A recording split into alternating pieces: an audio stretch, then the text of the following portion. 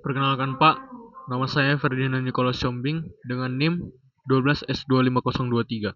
Kali ini saya akan mengerjakan tugas T06, yaitu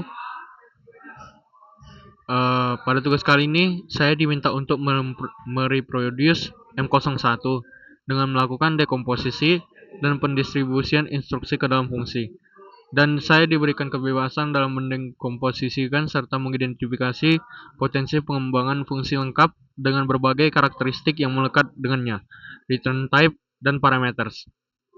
Dan kali ini saya akan masuk ke soalnya, yaitu M01, yaitu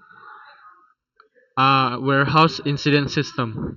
Pertama saya akan membacakan soalnya, yaitu sebuah perusahaan logistik mengalami masalah dalam pengelolaan gudang mereka. Selama ini, pencatatan barang dilakukan secara manual dan sering terjadi kesalahan, yaitu stok tidak akurat, transaksi tidak tercatat dengan benar, dan laporan sulit dilacak. Anda diminta untuk membangun sebuah sistem berbasis command line menggunakan bahasa C untuk membantu perusahaan ini mengelola inventory secara lebih sistematis. Program akan membaca perintah dari standar input dan menghasilkan output sesuai aturan. Dan di sini ada ketentuan yang harus kita lakukan, yaitu ada 3 ketentuan, yaitu dan program membaca input hingga menemukan tanda seperti ini, bash. Yang kedua, setiap perintah dipisahkan dengan karakter, yaitu hashtag. Dan yang ketiga, sistem harus konsisten, tahan terhadap input yang tidak valid, dan tidak berhenti ketika terjadi kesalahan. Dan di sini kita akan mengerjakan 3 soal, yaitu yang pertama ada 3 soal. Yang pertama yaitu teks 01, yaitu register incoming goods.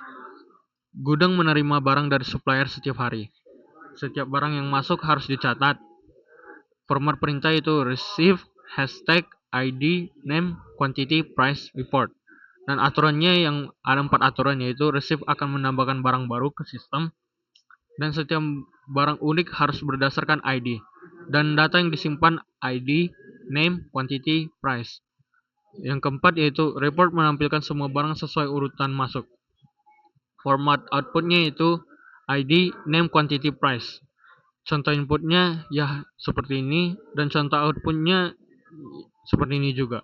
Dan kita lanjut ke tes 02, yaitu handling shipment errors. Masalah mulai muncul ketika terjadi pengiriman keluar barang. Beberapa kasus yang sering terjadi yang ada 3. Barang dijual melebihi stok, barang tidak terdaftar, dan jumlah transaksi tidak masuk akal. Dan format perintahnya itu ada ship, ID, quantity, restock, hashtag, ID, hashtag, quantity. Dan aturannya adalah yang pertama, ship harus mengurangi stok barang. Yang kedua, restock menambahkan stok barang. Jika barang tidak ditemukan, abaikan. Jika kuantitinya lebih kecil dari 0, abaikan. Dan jika stok tidak cukup, berarti itu diabaikan. Dan sistem ini tidak boleh crash. Dan contoh inputnya adalah seperti ini, dan contoh outputnya seperti ini. Dan kita lanjut ke task 03, yaitu audit log system. Manajemen ingin mengetahui apa yang sebenarnya terjadi di gudang. Setiap aktivitas harus tercatat agar diaudit. Format perintah, audit ID. Format log underscore ID, bash type, bash quantity. Dan aturan yang diberikan yaitu yang pertama, setiap operasi yang berhasil dicatat, receive, ship, restock. Yang kedua, ID log bersifat global dan increment. Yang ketiga, audit menampilkan data barang, seluruh log terkait barang tersebut. Urutan sama dengan log kejadian. Contoh inputnya itu receive, ya seperti ini, dan contoh outputnya seperti ini. Dan sekarang kita akan masuk ke programnya. Ini program yang telah saya buat, dan juga kali ini saya akan menjelaskan program saya. Di sini ada yang saya lakukan, yaitu menggunakan tipe data struct. Dan di sini kita menggunakan tipe data struct untuk menyimpan data. Yang pertama adalah struct item, yang digunakan untuk menyimpan data barang. Yang terdapat di dalamnya itu ID barang, nama barang, jumlah stoknya atau quantity, dan price atau harga. Yang kedua adalah struct log. yang digunakan untuk mencatatkan aktivitas barang yang isinya ID log, jenis aktivitas seperti ship, ship, restock, eh, jumlah barang dan ID barang yang terkait. Selain itu, saya menggunakan eh, array untuk menyimpan banyak data barang dan log. Program ini memiliki beberapa fungsi. Yang pertama itu receive item, digunakan untuk menambahkan barang baru ke dalam gudang. Fungsi ini akan mengecek apakah ID sudah ada dalam atau belum menyimpan data barang. Kita menambahkan log dengan tipe receive, dan yang selanjutnya adalah ship item. Di sini saya menggunakan ship item digunakan untuk mengurangi stok barang. Dikarenakan ada pengiriman dan syaratnya adalah barang harus ada dan stok harus mencukupi. Jika berhasil maka akan ditambahkan log ship di sini. Dan yang ketiga ada restock item, digunakan untuk menambahkan stok barang. Di sini kalau ship item ini digunakan untuk mengurangi barang, sedangkan restock item di sini untuk mengetahui apakah barangnya sudah ditambah atau tidak. Setelah stok ditambah, sistem akan mencatatkan log restock. Yang keempat ada report. Di sini report ini fungsi ini untuk menampilkan semua data barang yang ada digunakan di gudang. Dan outputnya itu berupa ID, name, quantity, dan price. Dan yang kelima saya membuat audit. Fungsi ini harus digunakan untuk melihat detail satu barang beserta seluruh riwayat aktivitasnya. Jadi kita bisa tahu kapan barang itu masuk, kapan barangnya dikirim, dan kapan di restock. Dan di sini program ini berjalan menggunakan input dari user. Format perintahnya menggunakan tanda pagar atau hashtag. Contohnya seperti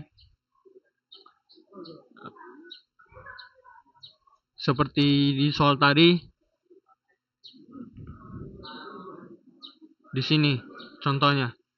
Dan kita harus di sini yaitu memasukkan receive, hashtag B001, hashtag keyboard, hashtag 10, hashtag 150.000.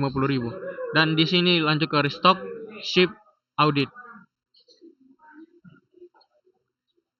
Dan di sini kita harus memasukkan yaitu ada juga report di sini. Berarti kita akan, dan program ini akan berjalan sampai user memasukkan tanda garis 3 biji untuk keluar. Setiap input akan diproses menggunakan fungsi strtalk. Menggunakan fungsi strtalk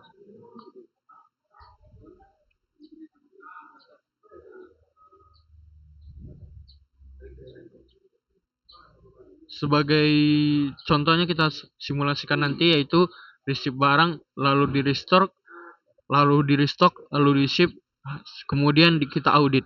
Hasilnya akan menampilkan data akhir barang serta seluruh log aktivitasnya secara berurutan. Dengan ini kita bisa melihat riwayat barang dengan jelas. Dan di sini saya akan menjelaskan yang pertama itu kenapa saya menggunakan secara umum itu include Studio H. Di sini kita memasukkan include Studio H atau strlib H dan string H itu sebagai standar untuk memasukkan library untuk standar input dan output. Dan juga di sini saya juga memasukkan ada printf dan scanf, yaitu printf yaitu untuk menampilkan data ke layar, scanf itu untuk datanya dapat dibaca oleh program. Dan di sini juga saya akan menjelaskan yaitu void yang saya gunakan. Void yang saya gunakan ini berfungsi sebagai dia tidak, pengembaliannya nilai tidak ada, berarti dia kosong pengembalian nilainya. Dia tidak mengembalikan nilai apapun. Ke dalam program. Dan di sini saya akan mengartikan yaitu dari tipe data yang saya bikin yaitu integer, char, dan float. Char itu digunakan integer itu digunakan untuk memasukkan angka, tetapi hanya angka bulat saja. Sedangkan char itu memasukkan angka, tapi dia memasukkan angka yang berjumlah desimal. Dan float, char itu tadi, maafkan saya, char itu tadi untuk memasukkan huruf. Jadi kalau misalnya kita masukkan ada barang, ya kita masukkan char. Dan juga kalau untuk float itu angka, tetapi dia bisa berkoma. Dan misalnya kalau dia char itu satu karakter yaitu A, kita berikan misalkan, berarti dia memasukkan kata. Kalau untuk integer contohnya adalah bilangan bulat 10, dan float adalah bilangan bulat bilangan koma 10,5. Bilangan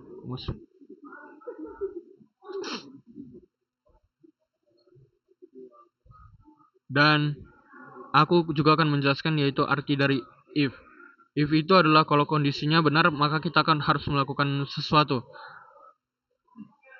Dan misalnya di kondisi terlain ada else, berarti dia kalau kondisinya salah, lakukanlah ini.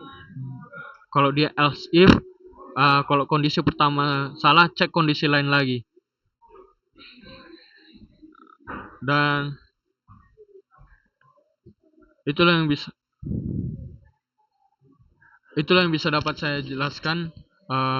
Mohon maaf jika ada salah kata, dan juga mohon maaf jika penjelasan saya kurang memuaskan bagi Bapak, Abang, dan teman sekalian. Sekian dari saya. Saya Ferdinand Nicholas Siombing dengan NIM 12S25023 dari Prodi Sistem Informasi. Izin pamit undur diri. Selamat pagi.